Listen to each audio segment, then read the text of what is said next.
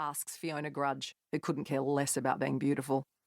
My mum reckons if the drought goes on much longer, we might have to sell our farm, says Dustin Brayshaw.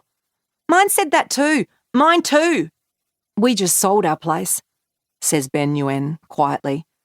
We're moving to the city to live with my auntie and uncle. I don't really want to go. Everyone feels bad for Ben, including Annie, who is in the back row tightening a loose screw on the chair in front of her. Fixing things is Annie's hidden talent. If something is wrong, she wants to make it right.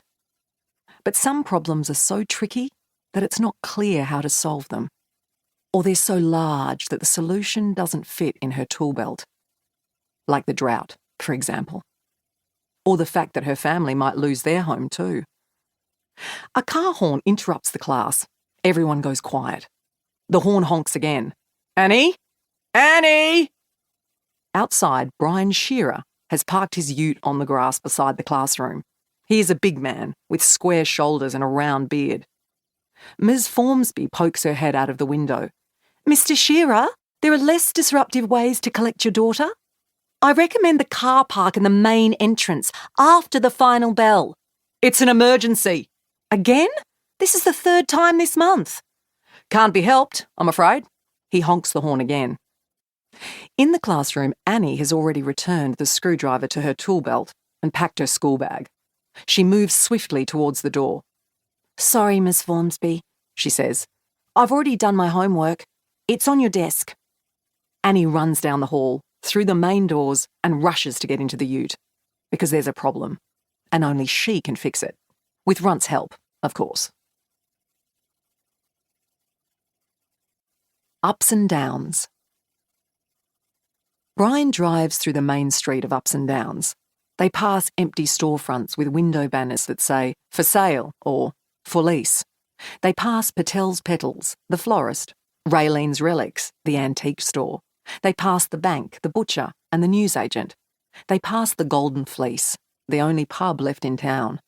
They pass the abandoned town hall and the deserted railway station. They pass the Big Ram, a giant statue fallen into disrepair. It has a broken horn and a missing eye. A sign beneath it says, "Thank you for visiting." But nobody visits anymore. For more than 100 years, Upson Downs was busy and thriving, home to thousands of people and thousands more sheep. Upson Downs was famous for producing the finest wool in the world.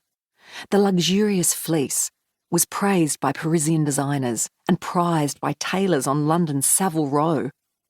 The vast plains and valleys were kept green by the deep rivers and creeks that ran through it. It was a beautiful, vibrant place full of wildlife and wildflowers. There were restaurants and festivals and dance halls and sporting clubs. There were stockyards and bake sales and charity events. People poured in from all across the country, and Upson Downs welcomed them all.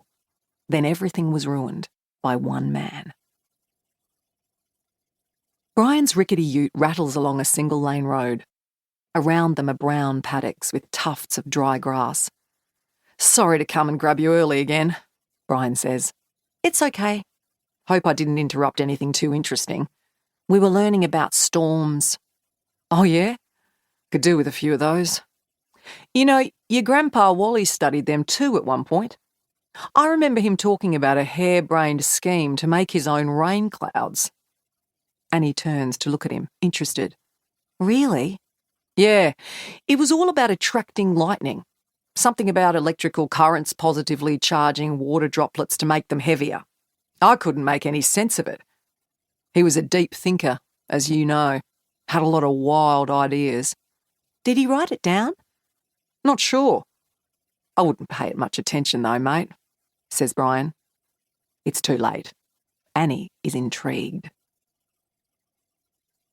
Brian pulls up outside the Shearer's old timber farmhouse, bringing a cloud of dust behind him.